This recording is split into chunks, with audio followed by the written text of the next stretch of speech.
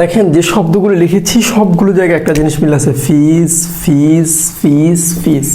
এখন প্রশ্ন হলো ফিজ থাকলে কি অর্থ দেয়, কিংবা আমাদের ফিশন অর্থ কি?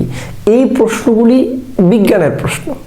যারা বিজ্ঞানে পড়েন কিংবা বাংলাদেশে সিভিল সার্ভিসের জন্য প্রস্তুতি নিচ্ছেন, তারা প্রশ্ন আসে ফিশন ভার্সেস ফিউশন। আমি ফিউশনের ব্যাখ্যা করব, আগে ফিজ নিয়ে বলবো। ফিজ থাকলেই ভাঙা অর্থ দেয়। কি অর্থ দেয়? ভাঙা। কি অর্থ দেয়? বিভাজন অর্থ দেয়। আজকে চিন্তা করে দেখেন, আপনি বিভাজন বুঝলেন। এখন আপনি ফিশার মানে কি, এই ফিশার মানে কি? আপনি দেখবেন এরকম আবার আছে ফিশার ভার্সেস ফিস্টুলা। এটাও মেডিকেল সায়েন্সের টার্ম। কিংবা আপনি যখন গুগলে ফিশার লেখে সার্চ দিবেন, আপনাকে অনেকগুলি ছবি দেখাবে যেগুলি মেডিকেল সায়েন্সের সাথে মানুষের শরীরের ছবি দেবে। কিন্তু আপনি তো ডাক্তার না, কিন্তু আপনি ফিশার বুঝবেন কিভাবে? কিন্তু আপনি দেখেন, আপনি ফিশার বোঝার জন্য শুধু আপনি রোডটা বুঝেন, শুধু আপনি ধাতুটা বুঝেন। ফিশ মানে কি? ভাঙা, বিভাজন। কি ভাঙা? শরীরের কোনো অংশ ভেঙে গেল, তখন এটাকে মেডিকেল সায়েন্সের যে ভাষা সেটাতে ফিশার বলা হয়। আপনি চিন্তা করে দেখেন, এখন আর ফিস্টুলাটা তো মেডিকেল সায়েন্সের পড়া, আমি এটাকে পড়াইলাম না। আপনি দেখেন ফিশার মানে হলো ভাঙা। এখন ফিশারটা হতে পারে ধরেন চাঁদের বিভাজন, সেখানে আপনি বলতে পারেন ফিশার, মুন ফিশার, এরকম বলতে পারেন। অর্থাৎ ফিজাইল, এই ফিজাইল মানে হলো বিভাজন অর্থ দিলে। কি অর্থ দিলে? বিভাজন। এখন এই ফিজাইল মানে কি? বিভাজন। বলা হয়ে থাকে ইউরেনিয়াম 235 যেটা, এটা একটা ফিজাইল, বিভাজিত একটা ইউরেনিয়াম। সেখান থেকে আপনার এই ফিজাইলটা এখানে ব্যবহার হয়। আমি আপনাকে যে কথাটা সবচেয়ে গুরুত্ব দিয়ে বলতে চাচ্ছি, বিসিএস এ প্রশ্ন আসে যে ফিশন এবং ফিউশনের মধ্যে পার্থক্য কি, কিংবা বাংলাদেশে যারা উচ্চ মাধ্যমিকে পড়ে তারা এই পার্থক্যটা তাদের বইতে পড়ে যে ফিশন এবং ফিউশনের মধ্যে পার্থক্য কি। ধরেন আপনি ফিশন মানে কি শিখলেন? আপনি ফিশন মানে শিখলেন বিভাজন। ফিশন মানে কি? ভাঙা। এই ফিজ থেকে, ফিজ মানে কি? ভাঙা। এখন ফিশন মানে কি?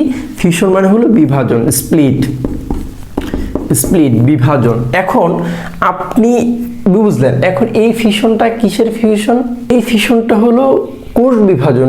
কি বিভাজন? কোষ বিভাজন। নিউক্লিয়ার ফিশনে নিউক্লিয়াস বিভাজন, কিংবা নিউক্লিয়ার ফিশনে নিউক্লিয়াস বিভাজন, অর্থাৎ ফিশন। এখন আপনি দেখেন, আপনি ফিউশন মানে জানেন না, কিন্তু বাল্ব যে ফিউজ হয়ে যায়, বাড়িতে বাল্ব, বাসা বাড়িতে যখন বাল্বে ফিউজ হয়ে যায়, এই ফিউজটা কিন্তু আমি জানি। দেখেন, আমি এই ফিউজ ধাতুটা নিয়ে আরেকটা ভিডিওতে কথা বলবো। আপনি ওই ভিডিওতে দেখেন, আমি বলেছি ফিউজ মানে হলো গলা। ফিউজ মানে কি? গলে যাওয়া। এখন এই গলে গেলে কি হয়? দুইটা জিনিস একসাথে মিলে যায়, ফিউজ। তার মানে আপনি কল্পনা করেন ফিউজ হয়ে গেল বাল্ব চিন্তা করেন। তার মানে দুইটা জিনিস যখন, দুইটা টাংস্টেন্ট, বাল্বের যখন দুইটা টাংস্টেন্ট যে তার, এই দুইটা যখন গলে যায়, এই দুইটা গলে গেলে কি হয়? মিলে যায়। দুইটা তার একসাথে গলে যাওয়ার কারণে কি হয়েছে? মিলে গেল। এটাকে আমি বলছি ফিউজ হয়ে যাওয়া। তার মানে ফিউজ হইলে কমে যায়। আর এই ফিশন মানে হলো কি? বিভাজন। বিভাজন হলে কি বেড়ে যায় না কমে যায়? বেড়ে যায়। এইখান থেকে ফিশন মানে কোষ বিভাজন, নিউক্লিয়ার বিভাজন, নিউক্লিয়াস বিভাজন। আপনি এই ফিউজ মানে গলে যাওয়া। এইভাবে আপনি ফিশন এবং ফিউশনের পার্থক্যটা মনে রাখতে পারেন। এখন ফিশনিবল, এবল মানে সক্ষম। কি সক্ষম?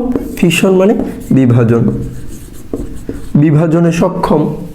যেটাকে আমরা বলতে পারি প্লুটোনিয়াম 239, যেটা, এটা হলো ফিশনিবল। আর উল্টো দিকে আমরা আরেকটা বলেছি ফিজাইল, সেটা হলো 235 যেটা। আপনি এইভাবে দেখেন, ফিজটা বুঝেন। ফিজ বুঝলে আপনি ফিশন এবং ফিউশনের মতো খুব গুরুত্বপূর্ণ টার্মগুলির আপনি পার্থক্য বুঝতে পারবেন। অর্থাৎ আমি আপনাকে বলি, শব্দের ধাতুটা একটু পড়েন। Thank you for watching.